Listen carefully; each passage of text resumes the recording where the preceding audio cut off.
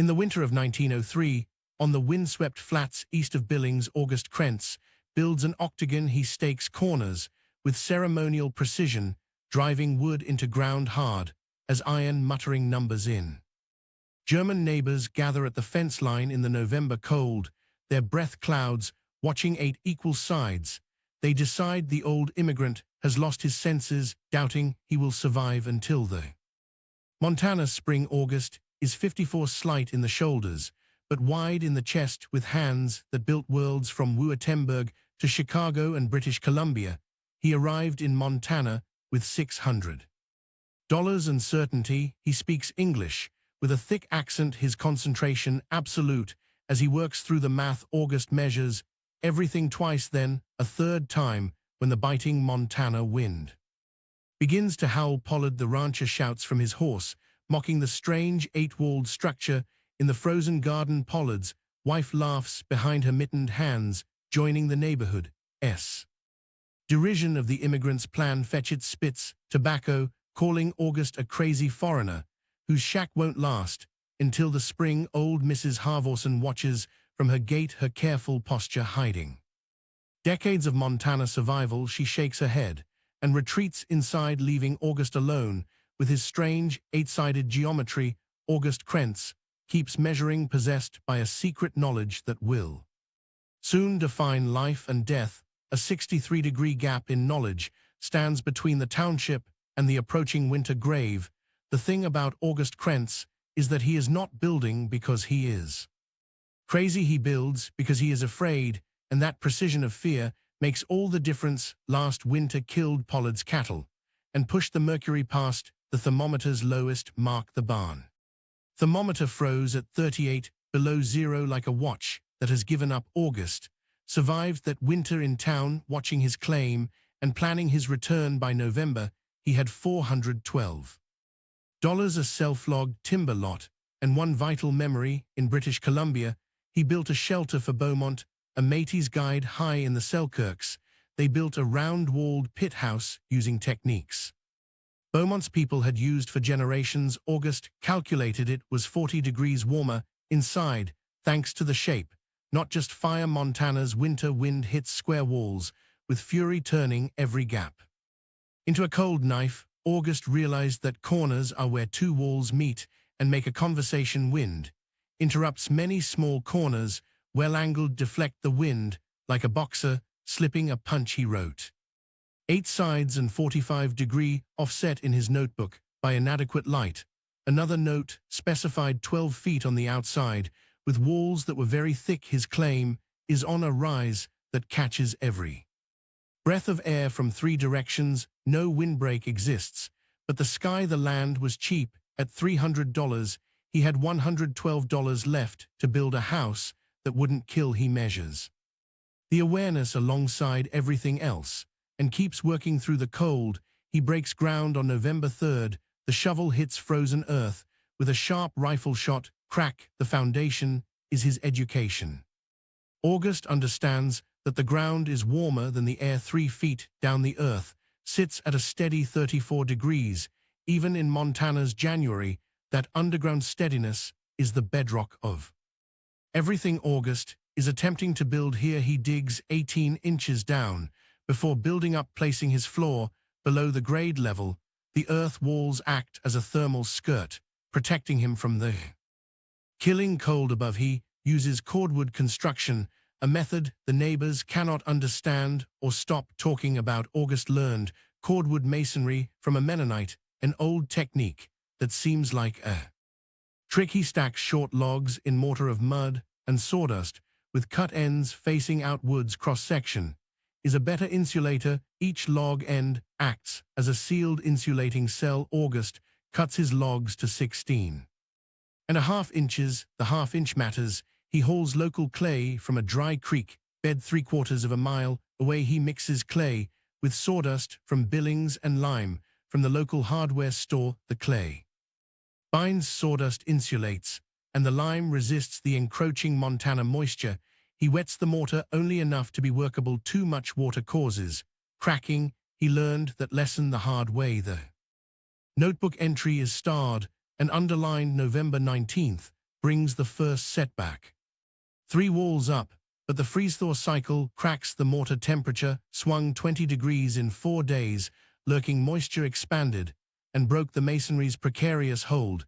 He chips out every cracked section, knuckles reopening as he remixes mortar with even less water. Fetch it rides by watching the crumbled sections in silence. A judgment heavier than any spoken word. The octagon's central peak allows for shorter rafters, reducing the stress of the coming snow load. Short rafters mean less sag and flex, protecting the structure from winter's crushing weight and pressure. August hews each rafter to a slight curve, a shape designed to shed snow before accumulation. He caps the peak with double-layered sod, a free insulator that will soon prove its worth. Between the layers of sod, he stretches saved tar paper, creating a waterproof, insulating earth sandwich.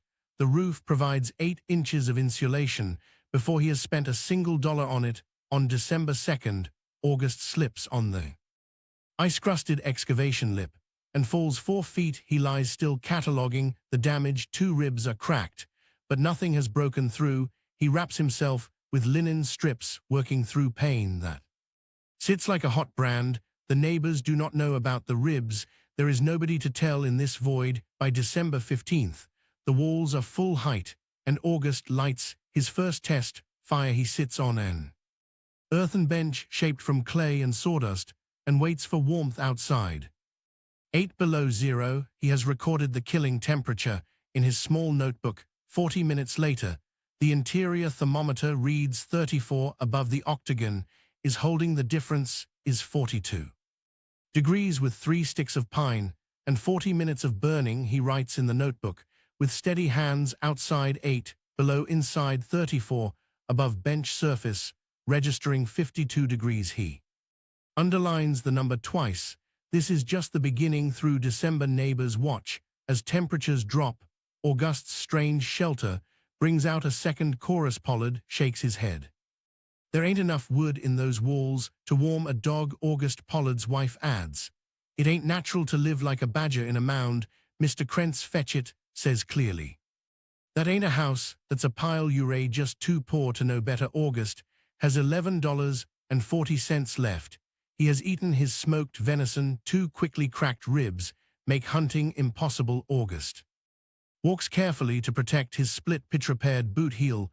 1 cord of wood is stacked inside cold seeps in working against his carefully arranged world. 3 nights before Christmas at 3 a.m. the temperature hits 26 below. Winter means business. He lies on the clay bench, ribs aching. He has 43 cents and 8 days of oil.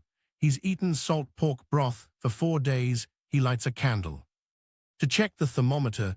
The interior registers 19 above, a 45-degree difference against the lethal cold outside. Outside is 26 below, inside is 19 above. The earth and clay walls hold the afternoon's warmth. August stands in candlelight with cracked ribs and ruined boots, staring at the numbers for a long time. He writes the temperature in his notebook, then returns to his sleep in the quiet octagonal sanctuary. On December 20th, August hangs the thick door, insulated with a burlap core and greased iron hinges. He patiently frames the door with a felt weather strip made from an old discarded coat collar. He adds a pine needle stuffed canvas curtain, creating a thermal airlock to trap the lethal Montana cold. When he pulls the door closed, August feels the buffet silence. The true goal of his labor, the howl of the Montana wind, is reduced to a mutter. The cold becomes a presence, not an assault. He lights a small fire with 4 sticks. In 40 minutes, the temperature rises to 29. He checks the thermometer thrice, banks the stove with oak, and lies down to rest. By morning, the fire is ash, yet the cabin remains at 22 degrees. A survival success, he writes in his notebook. The building works. It is ready before Christmas. He banks soil against the exterior walls like a sleeping animal curling around itself. This earthen berm stops the ground-level wind and adds another thick layer of vital thermal mass. He stacks 2 more cords of wood inside, crowding his home to ensure he survives the winter. On Christmas Day, August is alone, but warm, protected by his eight-sided cordwood fortress. He cooks salt pork and beans. The interior holds 29 degrees against 21, below a 50-degree difference, free and quiet.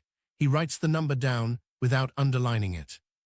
Neighbors spend Christmas in square cabins, warm enough for now before the deep cold. A pressure system of continental scale builds over the Pacific, something truly exceptional. January 3rd. The sky turns yellow-gray, an urgent warning to experienced dwellers.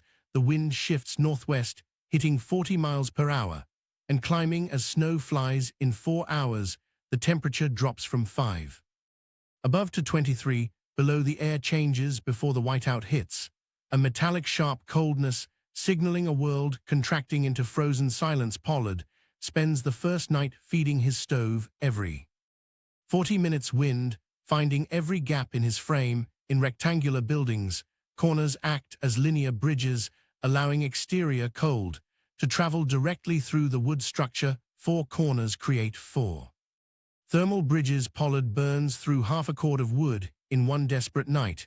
By midnight, it hits 37 below. Fetchett's single-planked tar paper shack offers only optimistic protection against the freezing void. Fetchett's stovepipe glows cherry red as his wife watches, terrified the heat will ignite the flimsy tar paper walls. Interior temperature hits 6 above. The water bucket freezes solid as the lethal cold claims the room. Their 11-month-old infant will not feed, listless from the cold, bundled in every blanket they own. Fetchett burns the last wood at 4 a.m. They wait for dawn, huddled together in total darkness.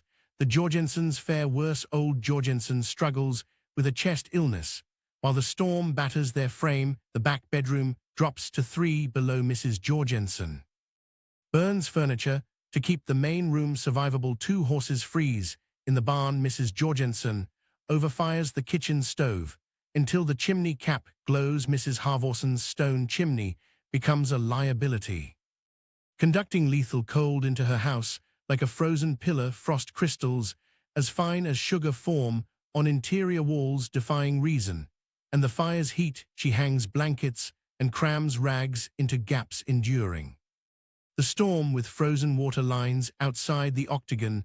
The blizzard fails to find a flat face to push against August's walls. Octagonal corners at 135 degrees prevent the wind from prying at the structure's integrity. The 8-sided form sheds the lethal wind like a boulder in a river, forcing it around cordwood walls, absorb the cold at their outer surface, losing it through 16 inches of wood cells. The sod roof piles, with snow becoming a white blanket of paradoxical insulation over doubled layers. The building sits patient and round, entirely unimpressed by the storm's continental roar and fury. August wakes at 2 a.m., rising from the clay bench, which still holds the afternoon fire's heat. He has slept 4 hours comfortably. The interior thermometer sits at a steady 18 above zero. He adds 2 pieces of pine, watching the temperature rise to 22 above. In 20 minutes, cracking the door, the cold hits like a stone. He holds the thermometer into the void. 43 below zero. He reads the number by the flickering lamp in his warm sanctuary. He writes in the notebook.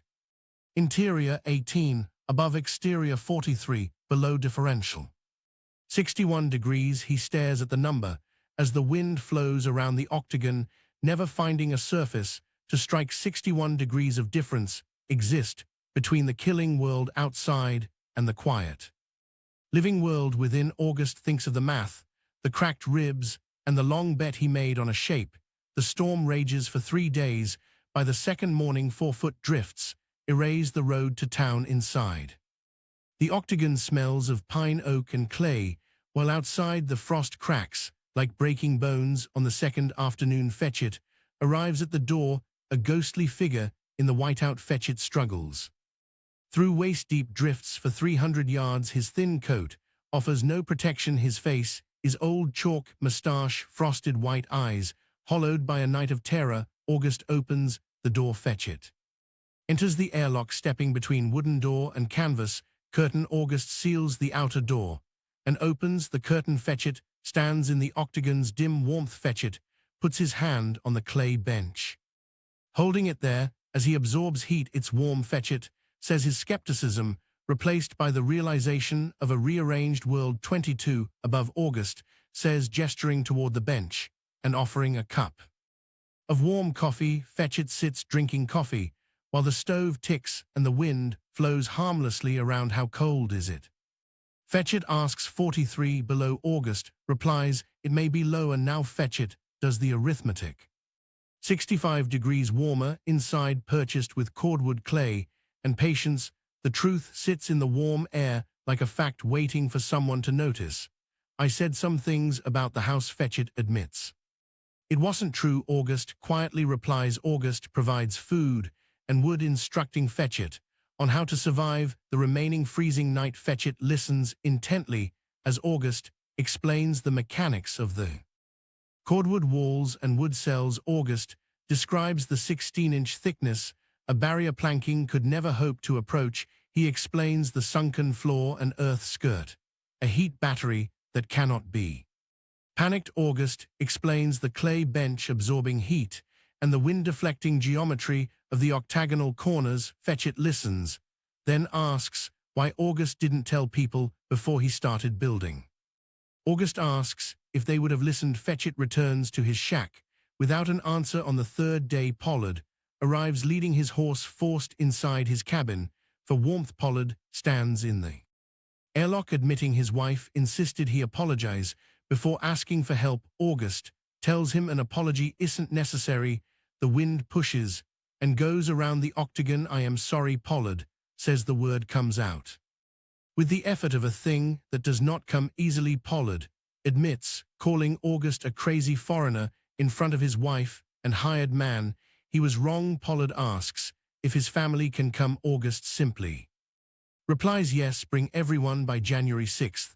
The Pollards and Fetchits are all inside August's octagon, warming in the Badger Mound interior, held at 15 above, while the exterior plummeted to a lethal 48 below zero, a 63-degree difference, not luck, but shape, mass, and the accumulated knowledge of harder winters. 63 degrees.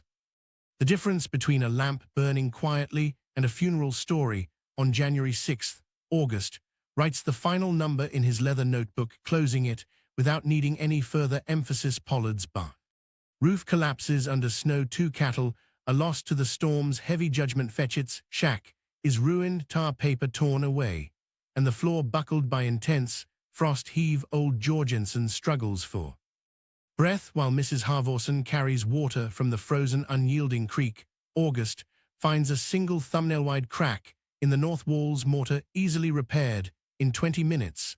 The sod roof shed the blizzard snow in 2 thick sheets resembling massive white shoulders. The cordwood walls remain true and intact, entirely unbothered by the 48 below zero deep freeze. Pollard asks August to consult on an animal shelter built with the same survival principles. Pollard asks with the dignity of someone who has learned from his previous cold mistakes. August offers labor as a neighbor's service, and they begin planning together in February. By spring, Fetchit begins laying cordwood for a new wall. Having finally paid attention, August sits on his clay bench, reflecting on knowledge born of paying close attention. He remembers Beaumont and the Mennonites, guardians of knowledge born from the world's behavior. On the 15th of January, he writes, "You cannot argue with certainty, build a thing so true the truth becomes undeniable." He closes the notebook. The argument is finished, the math complete, and the winter has been survived. Outside, the wind pushes once against the north face of the octagon and simply goes around. Inside, the lamp burns, and the clay bench holds its warmth. The thermometer reads 22 above. The world outside is 40 below, a lethal void of white and blue, indifferent to human life. The 63 degrees between those two numbers, that quiet, hard-won gap, is the whole of the story.